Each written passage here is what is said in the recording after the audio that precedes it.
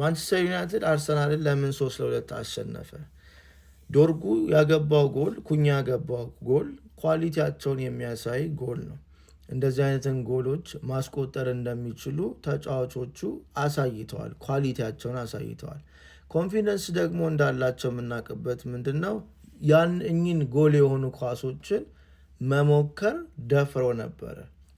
እናገባለን ብለው ስላመኑ ነው ኳሱን የጠለዙት። ማቀበል ይችሉ ነበረ፣ የተለያዩ ነገር ሊያደርጉ ይችሉ ነበር። ግን ወደ ጎል የሞከሩት አቅም አለኝ ማግባት እችላለሁ ብለው ስላመኑ ነው እኚህን ጎሎች ያስቆጠሩት። እና እንደዚህ አይነት ተጫዋቾች ጨዋታ ያሸንፋሉ፣ ኳሊቲ ስላላቸው፣ ኮንፊደንስ ስላላቸው። ካሪክ ግን ያደረገው ደግሞ ከዚህ ጀርባ ተጫዋቾቹ በሚችሉበት ቦታ፣ በሚወዱት ቦታ፣ በሚመቻቸው ቦታ እያጫወታቸው ነው። ስለዚህ ደስ ብሏቸው ፓሽኔት ሆነው እየሳቁ እየተጫወቱ እየተቀባበሉ ነው። ጌሙን ኢንጆይ እያደረጉት ነው። ስለዚህ ፍሪደም ሰጣቸው እንዲጫወቱ፣ ራሳቸውን ኤክስፕሬስ እንዲያደርጉ፣ ኳሊቲያቸውን እንዲያሳዩ ፍሪደም ሰጣቸው። ስለዚህ ካሪክ ከጀርባ ምንድን ያደረገው? እንዲጨናነቁ አላደረገም። ኮንፊደንሳቸውን አልገፋቸውም እና ኳሊቲያቸውን እንዲያሳዩ መሀል ላይ ያለው ኮንፊደንስን በደንብ እንዲኖራቸው ፈቀደላቸው። ስለዚህ በስልጣኑ ምን አደረገ? ፖዚሽናቸውን የሚወዱትን ፖዚሽን ሰጣቸው። ጨዋታቸውን እንዲጫወቱ ፈቀደላቸው ማለት ነው። ከዛ ደግሞ በላይ ያደረገው ካሪክ ምንድን ነው? መረጋጋት እንዲኖራቸው አደረገ። ሁለት እኩል በሆነ ሰዓት በጣም መረጋጋታቸው ይታይ ነበረ። ጎል ገባባቸው፣ ግን ፊታቸው ለሚነበበው ነገር በጣም የሰከነ ነገር ነበር የሚታየው።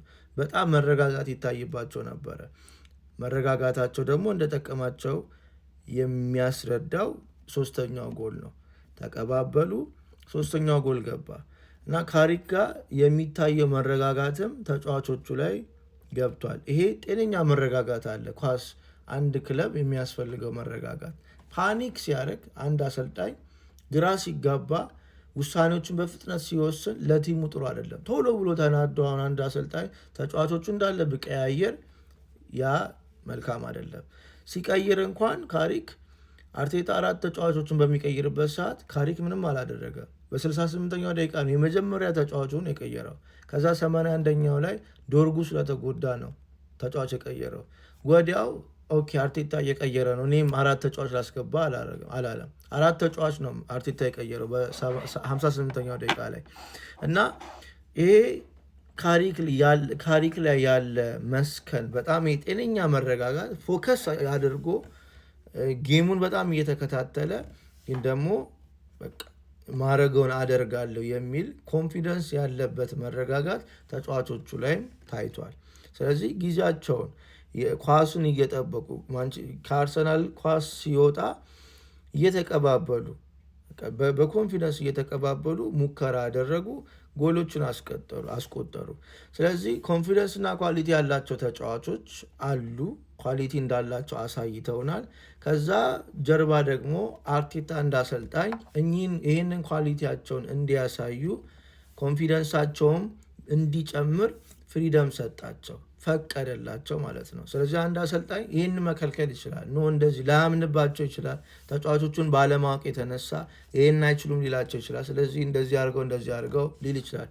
ግን ይህንን አላደረገም ካሪክ፣ ፈቀደላቸው፣ በፖዚሽናቸው እንዲጫወቱ አደረገላቸው። ከዛ ደግሞ ቀጥሎ ያደረገው ደግሞ ካምነስ እንዲኖራቸው ጌሙን በቃ ተረጋግተው እንዲጫወቱ አደረጋቸው። በዚህ የተነሳ ይመስለኛል ማንቸስተር ዩናይትድ አርሰናልን ማሸነፍ የቻለው። አርሰናል ላይ በተቃራኒ የታየ የኮንፊደንስ ችግር ነበረ። ጥቂት ፓኒኮች ታይተው ነበረ በአሰልጣኙም በተጫዋቾቹም።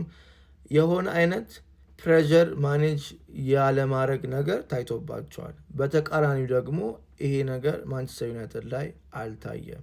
ያው አርሰናል ላይ ከብዙ አንጻር ይሄ ቢታይባቸው እየተፈረደባቸው ወይ እየፈረድኩባቸው አይደለም። ያለበት ፖዚሽን የጨዋታ ብዛት ነው እንደዚህ የሚያደርገው። ግን ልዩነቱ ይሄ ነው፣ ፋክቱ ይሄ ነው የታየው በዛሬ ጨዋታ ለማለት ያህል ነው።